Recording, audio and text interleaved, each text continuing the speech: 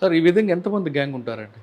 Sir షోలాపూర్లోనా sir? మీరు ట్రైన్కి అటాక్ చేసేటప్పుడు సిగ్నల్ 4 to 5 మెంబర్స్. అచ్చా, రెండు వైపులు కొడతారా? రెండు వైపులో కొడతారు సార్. వాళ్ళ ఇష్టం, వాళ్ళు ఎట్లయినా. ఒకసారి వాడు ఇలా తొంగి, ఇప్పుడు ఒక అఫెన్స్ జరిగింది, తొంగి చూసేలో కూడా అక్కడ కనబడాడు, వాడు కింద నుంచి వెళ్ళి అవతల పక్క కొట్టేస్తారు. మరో అవతల నుంచి చూస్తే మళ్ళీ ఇటువైపు వచ్చేసి అటు పక్క కొడతారు. అట్లా 3-4 ఇన్సిడెంట్స్ జరిగినాయి. అట్లా అంటే నేను వచ్చినప్పుడు ఒక ఇన్సిడెంట్ జరిగింది సార్. 14/22 క్రైమ్ నెంబర్, అది 2022 ఏప్రిల్ 8వ తేదీ జరిగింది. మే 8కి దొంగలు పట్టుకున్నాం. ఎలా? వీళ్ళది ఆల్రెడీ కేసులు తమిళనాడులో రిపోర్ట్ అయినాయి. సేమ్ మీరు ఎంఓ అన్నారు కదా ఇందాక, మోడస్ ఆపరండి అని. ఇదే నేర విధానం ఎవరికుందని స్టడీ చేస్తే తమిళనాడులో ఒక గ్యాంగ్ ఉంది, షోలాపూర్లో ఒక గ్యాంగ్ ఉంది. ఈ షోలాపూర్ గ్యాంగ్ వాళ్ళు తమిళనాడులో వాయిదాకు పోయి వస్తున్నారు. ఆ రోజు వాయిదాకు పోయి వస్తున్న రోజు వీళ్ళు మూమెంట్ కనబడింది నాకు. కనబడితేనే మీరు నమ్మరు సార్, ఎగ్జాక్ట్ 2 నకిలీ చైన్, అంటే వాళ్ళు లాగినారు ఎక్కడ గూడూరు దగ్గర చైన్ స్నాచింగ్ చేసినారు. తిరిగి షోలాపూర్ పోతుంటే గుత్తిలో దింపుకున్న వాళ్ళు ఇద్దరిని. గుత్తిలో రెడ్ హ్యాండెడ్గా దింపుకొని చూస్తే వాళ్ళ దగ్గర చైన్లు దొరికినాయి. రెడ్ హ్యాండెడ్గా దొరికిన సిగ్నల్ ట్యాంపరింగ్ అఫెండర్స్ వాళ్ళు పార్దీ గ్యాంగ్. వీళ్ళు పార్దీ అని చాలా మంది ఉన్నారు సార్ షోలాపూర్లో. దగ్గర 100 నుంచి 150 మంది పార్దీ గ్యాంగ్స్ ఉన్నారు. సార్ ఈ పార్దీ గ్యాంగ్ అనగానే అది యాక్చువల్గా మధ్యప్రదేశ్కి, మహారాష్ట్రకి, ఛత్తీస్గఢ్కి ఇవన్నీ బార్డర్లో ఉంటారు. రాజస్థాన్, గుజరాత్ ఆ సరౌండింగ్స్ ఉంటారు ఎక్కువ. వాళ్ళందరూ ట్రైబల్. వాళ్ళు ఒకవేళ అటాక్ చేసి హెడ్ మీద కొడతారు, అక్కడ చంపేస్తారు. వాళ్ళకి అంతా ట్రైబల్ యాటిట్యూడ్ ఉంటుంది కాబట్టి. మీరు రికవరీకి వెళ్ళినప్పుడు కానీ అరెస్టెడ్కి వెళ్ళినప్పుడు వాళ్ళు ఎదురు తిరిగేది చాలా భయంకరంగా అనిపిస్తుంది. కొంతమంది ఆఫీసర్లు ఆ భాష కూడా నేర్చుకున్న ఆఫీసర్ కూడా ఉంటారు అందులో. మీరు అటువంటి నటోరియస్ గ్యాంగ్ని ఎలా పికప్ చేశారు? సార్ మాకు ఆ రోజు జరిగిన అఫెన్స్లో 4 ఉన్నారు. 4 అఫెన్స్లో 2 ఆల్రెడీ మేము ట్రైన్లో దింపేసుకున్నాము. అఫెన్స్ చేసి వాయిదా వస్తుంటే ఇంకా 2 లిఫ్ట్ చేయాలి. ఇంకా 2 లిఫ్ట్ చేయాల్సిన సంఘటనలో మీరు అన్నట్టుగా నా పైన ఒక చిన్న అటెంప్ట్ జరిగింది. వాడిని పట్టుకోనికి ఎప్పుడైతే పోతామో అందరూ ఒక కత్తి ఉంది. వాడు ఆల్రెడీ స్టాప్ చేయడానికి వచ్చేసాడు మా దగ్గరగా. మేము అక్కడ టాక్టిక్గా బిహేవ్ చేసాము, మనం ఏదో పట్టుకొని వచ్చేసాం. లక్కీగా ఏం జరగలేదు.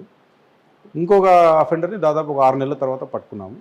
వాడిని కూడా ఒక సినిమాటిక్ స్టైల్లో ఇక్కడ తుల్జాపూర్ అనే ఏరియా, శక్తిపీఠం ఉన్న ఏరియా, కరెక్ట్గా అమ్మవారి గుడి కాడ వాడిని పట్టుకోవచ్చు.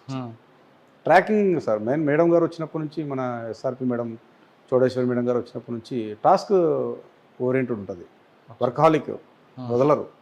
ఖచ్చితంగా పని చేయాల్సిందే, తిరగాల్సిందే, పోవాల్సిందే. That is main objective. Okay sir, మీరు సిగ్నల్ ట్యాంపరింగ్ అన్నారు. అదే ఎంఓ కాకుండా ఇంకొక ఎంఓ కూడా కనిపిస్తుంటుంది. ఉన్నాయి సార్, చాలా ఎంఓస్ ఉన్నాయి సార్, రకరకాల ఎంఓస్. రూపాయి కాయిన్ పెట్టి ఏ విధంగా వాళ్ళు దీన్ని సిక్కా గ్యాంగ్ అంటారు సార్. సిక్కా గ్యాంగ్ అంటే, సిక్కా అంటే కాయిన్. ఆ కాయిన్ని రైల్వే ట్రాక్కి గ్యాప్ ఉంటుంది సార్, ఒక చిన్న గ్యాప్ ఉంటుంది కొద్దిగా డిస్టెన్స్లో. అది ఏదో సమ్మర్ టైంలో రాడ్స్ ఎక్స్టెన్షన్ హీట్ వల్ల కొద్దిగా పెద్దగా అయితే కాబట్టి జాయిన్ అయితే దాని తర్వాత వీలిపోతుంది అన్నట్టు పెట్టింటారు దాన్ని. కానీ అక్కడే ఒక మెకానిజం పెట్టింటారు. అక్కడ ఎప్పుడైతే ఒక కాయిన్ని ఆ 2 జాయింట్ల మధ్యన పెడితే కరెక్ట్గా గ్రీన్ సిగ్నల్ ఇచ్చిన తర్వాత ఆ కాయిన్ని పెడతారు. ఎందుకంటే స్టేషన్ మాస్టర్ ఆల్రెడీ ట్రైన్ పోవడానికి గ్రీన్ సిగ్నల్ ఇచ్చేస్తాడు. ఎప్పుడైతే ఆ సిక్కాన్ని పెట్టాడో అది ఆటోమేటిక్గా గ్రీన్ కాస్త రెడ్లోకి మారుతుంది. అది ఆ ప్రాక్టికల్గా కూడా చూసాం మేము.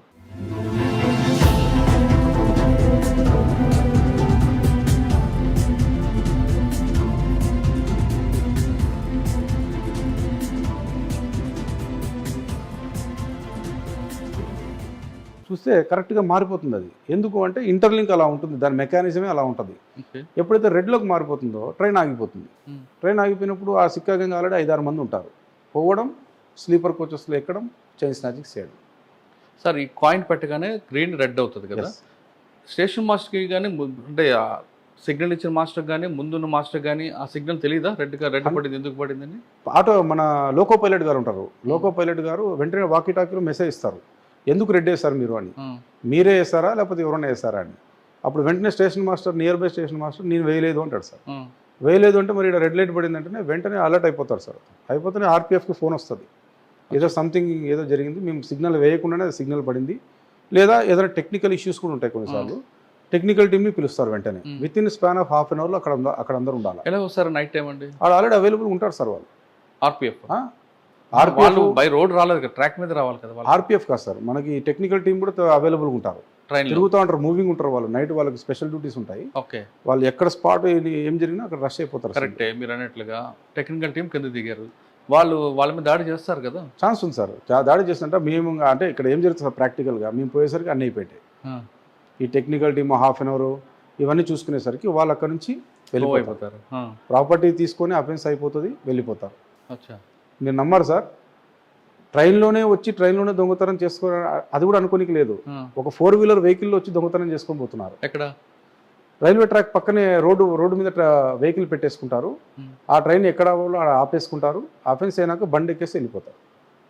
ఎలా ఇక్కడ ఏం జరిగాయి సార్, పట్టుకున్నాం. అదే షోలాపూర్ గ్యాంగ్ అలాంటిదే. మొన్న రీసెంట్గా పట్టుకున్నాం, ఉత్తరప్రదేశ్ గ్యాంగ్, మీర్జాపూర్ గ్యాంగ్ అంటారు దాన్ని. వాళ్ళు యూపీ 63S8283 బండి నెంబర్ అది. ఆ వెహికల్ వేసుకొచ్చి కర్నూల్లో ఎక్కడ సార్ ఇది ఉలిందకొండ అనే ప్రాంతం దగ్గర 27 తులాల బంగారు బ్యాగ్ కొట్టేసి 2 చైన్లు లాక్కొని దిగేసినారు. బండి అప్పుడు ఎక్కడుందంటే టోల్ ప్లాజా పక్కన ఒక బండి వెయిట్ చేస్తూ ఉంది. ఆ బండిలో డ్రైవర్ రెడీగా ఉన్నాడు. అఫెన్స్ చేసుకునే వెంటనే వచ్చి కార్ ఎక్కినారు, వెళ్ళిపోయినారు. అంటే ట్రాక్కి హైవేకి మధ్యలో పెట్టుకుంటారు, పక్కనే దగ్గరే. ఆ పాయింట్ చూస్ చేసుకుని మ్యాపింగ్లో అట్లే చూస్ చేసుకుంటారు వాళ్ళు.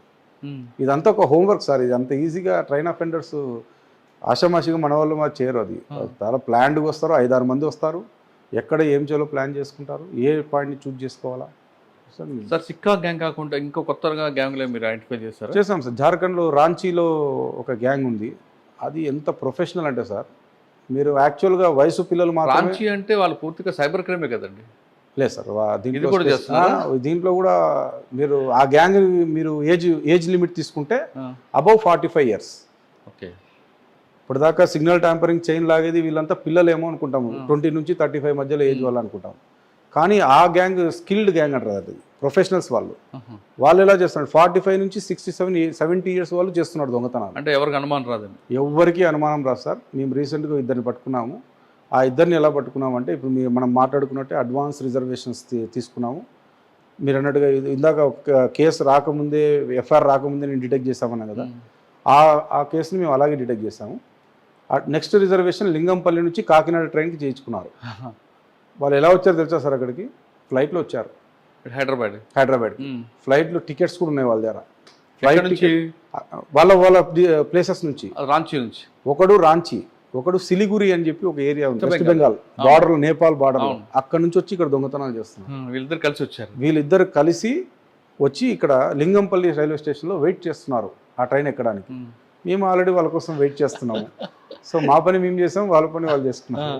వాళ్ళు వచ్చారు, వచ్చిన వెంటనే క్యాచ్ చేశారు. నన్ను అడిగిన క్వశ్చన్ ఒకటే సార్, వాడు ఎలా పట్టుకున్నారు మీరు నన్ను అంటే, ఏ బేస్ మీద పట్టుకున్నారు, అంటే బేస్ కాదు, ఏ రకంగా పట్టుకున్నారు నన్ను చెప్పాము. అలా అన్ని రివీల్ చేస్తే వాడు సార్. ఇక్కడ ఇంకో ప్రాబ్లం ఏమంటే, ఎయిర్పోర్ట్లో కూడా ఫేక్ నేమ్ పెట్టుకుని ప్రయాణం చేస్తున్నారు అంటే మనం అర్థం చేసుకోవాలి. అంటే ఎక్కడ ల్యాబ్స్ ఉందనేది ఒకసారి అర్థమవుతుంది. ఒక ఆధార్ కార్డు ఫేకే, ఒక ఆధార్ కార్డు ఫేకే, ఒక పాన్ కార్డు ఫేకే. ఇవన్నీ పెట్టుకొని ఒక వ్యక్తి ఒక చోటు నుంచి ఒక చోటికి ఫ్లైట్లో తిరుగుతున్నాడు అంటే వాట్ కైండ్ ఆఫ్ సిస్టమ్ అనేది తెలుసు. భయం అయితే సార్. ఇప్పుడు ఇదేదో దొంగతనం కాబట్టి సరిపోయింది, అది వేరేదైతే వేరే ఇష్యూ అయితే మనం ఏం చేసేది లేదు. అంటే సెన్సేషన్ అయితేనే అన్నట్టుగా అయితే ఎట్లయితుంది? ఇప్పుడు ఈ పర్సనే వచ్చినాడు అంతే, అట్లా రేపు ఇంకోటి వస్తే అంతే కదా. వైర్లో ఉన్నప్పుడు ఆప్షన్ ఎక్కడ ఉంటుంది? లేదు.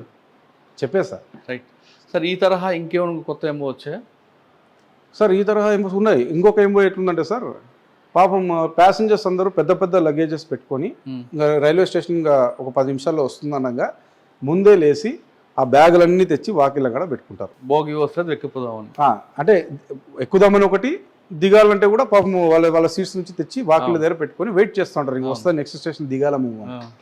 ఆ టైంలో ఒక గ్యాంగ్, హర్యానా గ్యాంగ్, అది వాళ్ళు రౌండప్ చేస్తారు ఆ లగేజ్ని.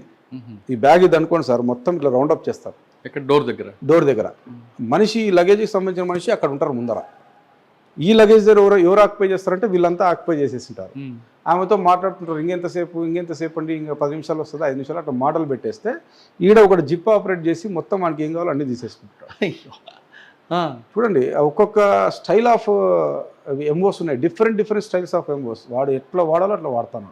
బ్యాగ్ పట్టుకు దిగిపోవడం కాదు, అక్కడే ఓపెన్ చేస్తాడు, అక్కడే ప్రాపర్టీ తీసుకుంటాడు, మన బ్యాగ్లో పెట్టుకుంటాడు, ఈతల పక్క నుంచి దిగేస్తాడు. వీళ్ళు వాళ్ళ లగేజ్ తీసుకుని హ్యాపీగా ఇంటికి వెళ్ళిపోతారు. ప్రాపర్టీ ఎక్కడ రానైనా అని చూస్తే కనపడదు.